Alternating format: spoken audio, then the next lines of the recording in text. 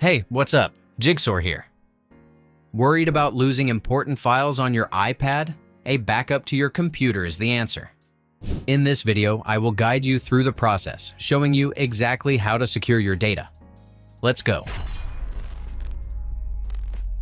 If you want more control over your backup, want to selectively backup specific file types, or simply prefer a different interface, third-party iOS management tools are great options.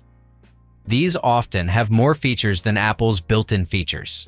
This tool can easily move all your stuff, like photos, videos, contacts, and messages, from one iPhone to another, or between your iPhone and your Windows or Mac.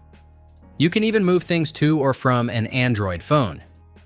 Another big reason to use it is for backing up and restoring your data.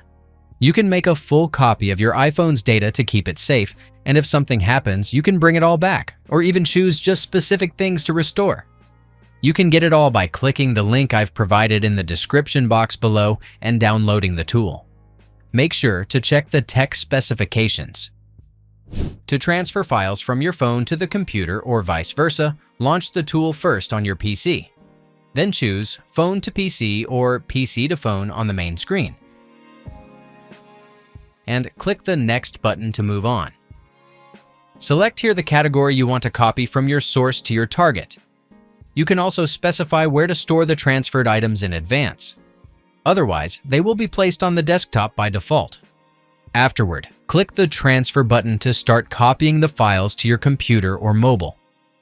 Depending on the size of the files, this process may take a few seconds or a while. Wait for the transfer process to finish.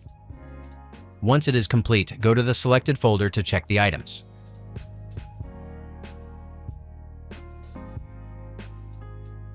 That's it.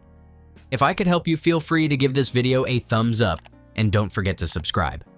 If you have any questions about the video or want me to create a tutorial about another topic, leave a comment below.